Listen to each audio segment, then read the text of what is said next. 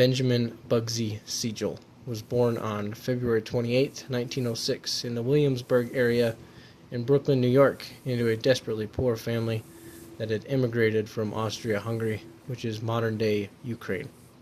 His family was Ashkenazi Jewish. He had 4 siblings, and his parents were always gone working just to scrape by. Historically, Ben Siegel is credited with playing a crucial role as a quote-unquote driving force behind the birth of the Vegas Strip. We'll see how he is not independently or directly responsible, but he had a critical hand in laying the foundations for what would later become the globally famous Las Vegas that we know today. He is also credited with playing a similar origin story type role in the creation of more than one organized crime groups within the U.S., including Murder Incorporated and the National Crime Syndicate. He is often described as very good-looking, charming, charismatic, and one of the biggest historical figures in the mobster scene of the early 1900s. Not much is known of his parents, Jenny and Max Siegel, other than their being very absent. Unattended and unsupervised, young Ben Siegel dropped out of school and joined a gang in Lower East Manhattan on Lafayette Street. He earned his stay there as a petty thief until he met a certain Mo Sedway. Mo was born to a Jewish family in 1894 in Poland. His name at birth was Morris Sidritz. Mo Sedway would later become a very important person in Siegel's life. Sedway and Siegel's friendship grew, they related to each other's circumstances, and they bonded over shared experience. Eventually, they built a protection racket together where they would offer to protect cart pushers on the street for $1, but if they refused, Mo and Ben threatened to burn all their merchandise.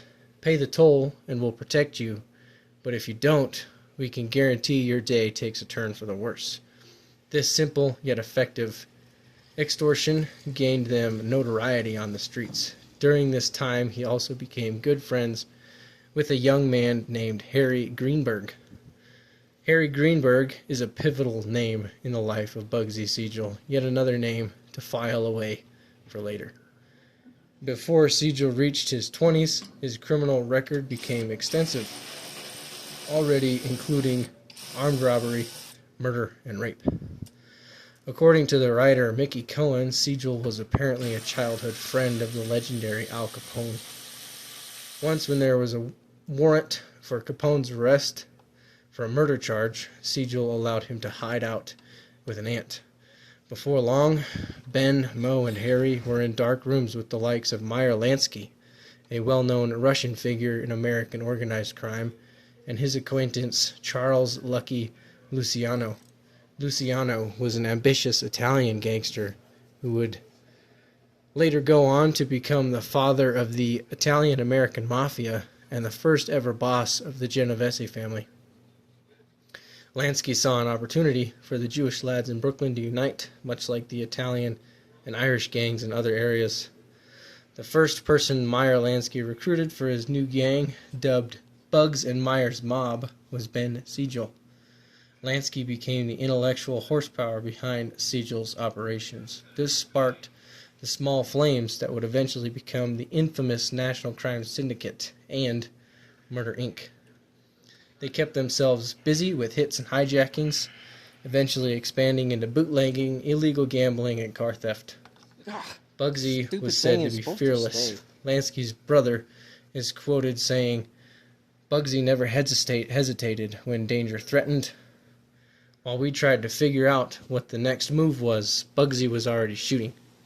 When it came to action, there was no one better. I've never known a man who had more guts." Along the way, they managed to recruit other well-known names from the time period. Among those was Louis Lepke Buchalter, a labor union racketeer and a man who would become very important in Bugsy's near future. Another name to hold on to. On February 22nd, 1939, Siegel and 3 other hitmen murdered Harry Greenberg, Siegel's boyhood friend.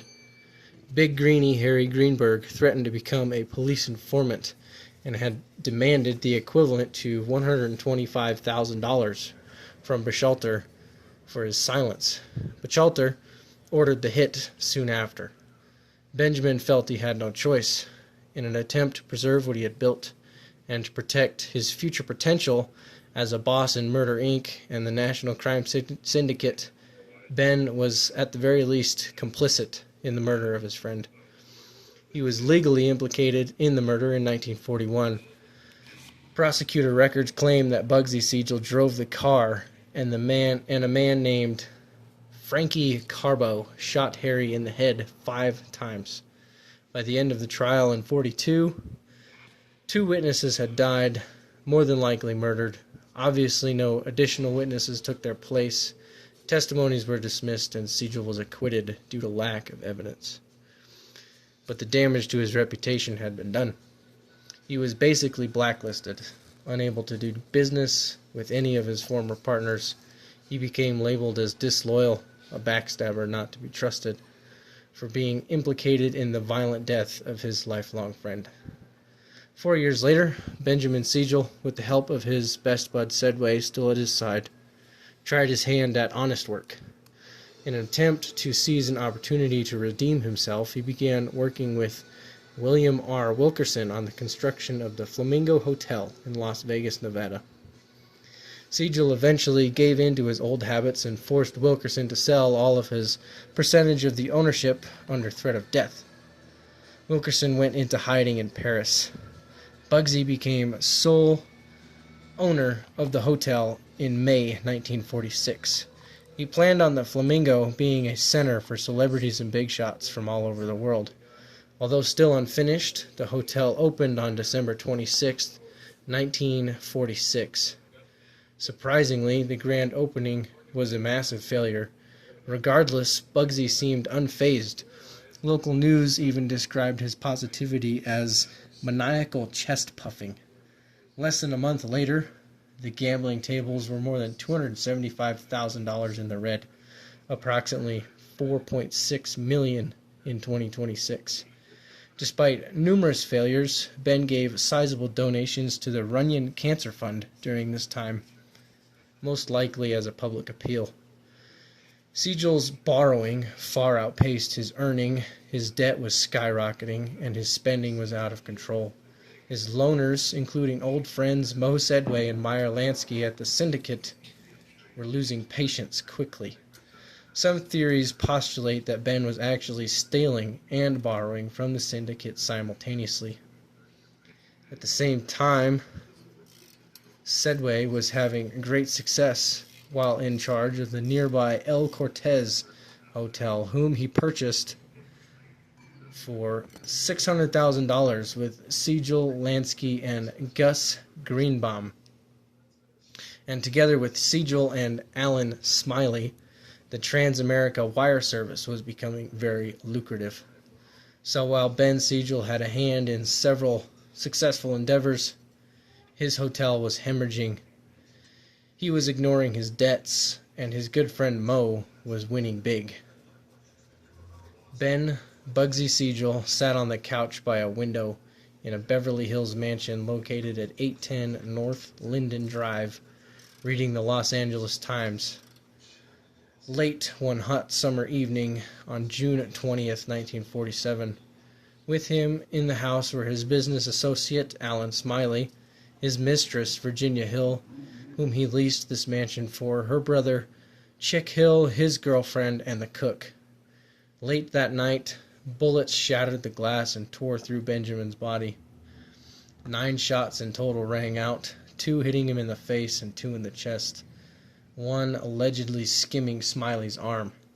The infamous mobster and organized crime boss Benjamin Siegel was murdered that evening. Records of the event are conflicting and unclear. Official narratives say the shots were fired from the driveway from a .30 caliber M1 carbine, based on shells found at the scene, but Beverly Hills PD senior forensic specialist Carl Fogg concluded that Siegel was shot by 2 gunmen, stating that it would have been nearly impossible for just one gunman to make such precise shots to his face because the mobster's head would have turned upon impact from the first bullet.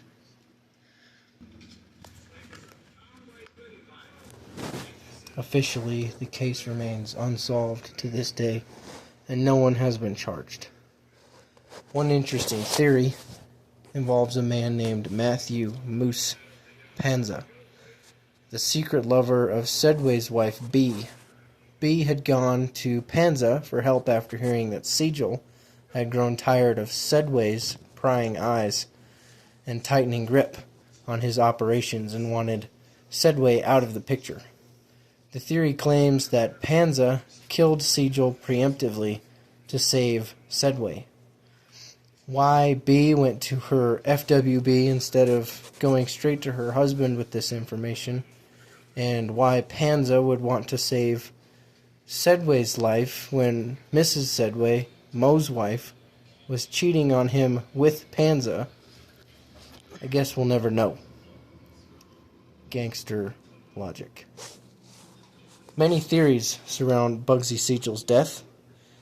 Yet another compelling and perhaps even more interesting theory asserts the direct and personal involvement of Ben's long-held career friendships, including, but not limited to, Luciano, Sedway, and Lansky.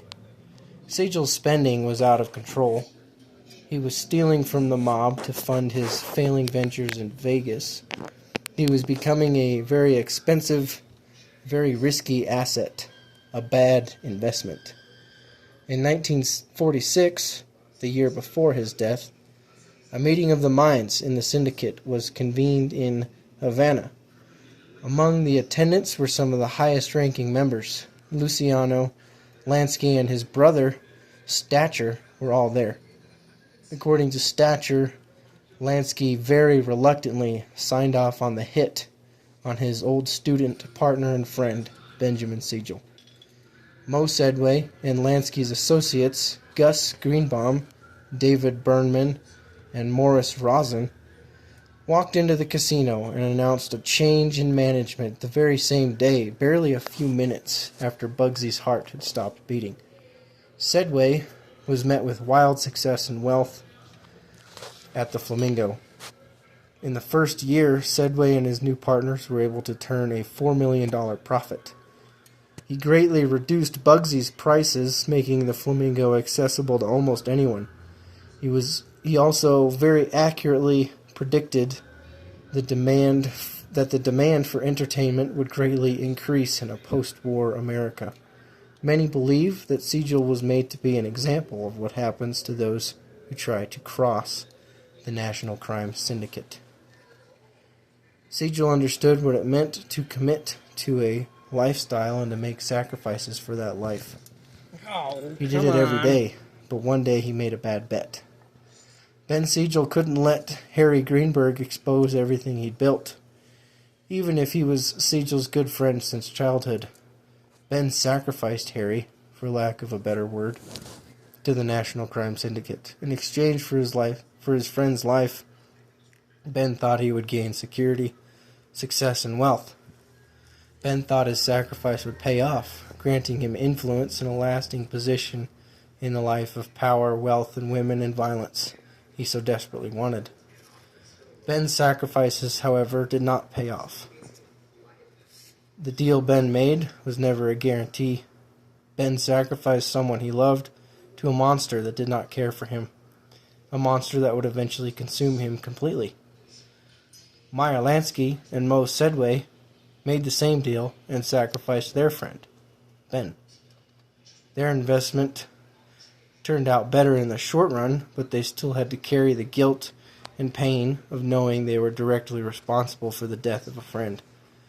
Then again, these were clearly very evil men. Guilt was probably something that they had become quite accustomed to, and something that they had gotten proficient at coping with.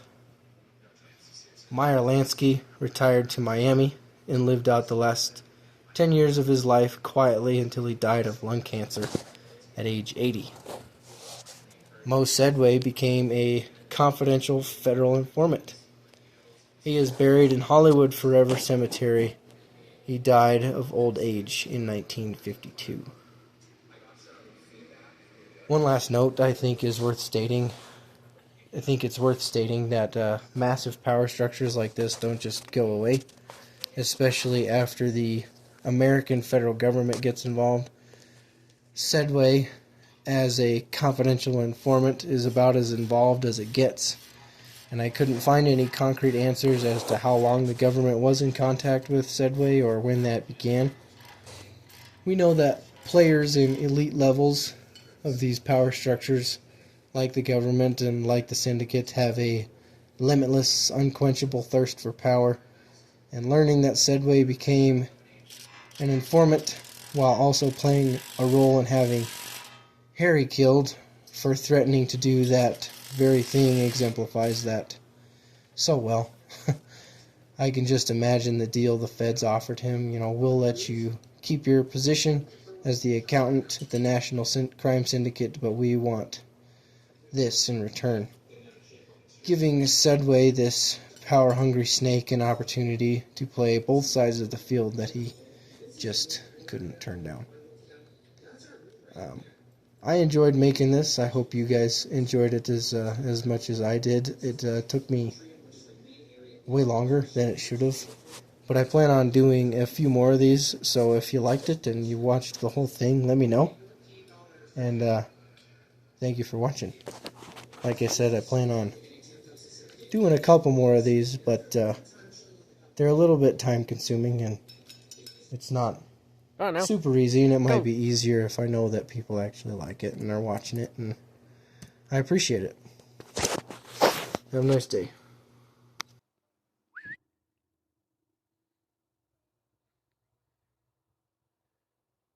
Good dog. Good dog. Yes. Who's a good dog? Who's a good dog? Oh, Weenie. Who's a good dog?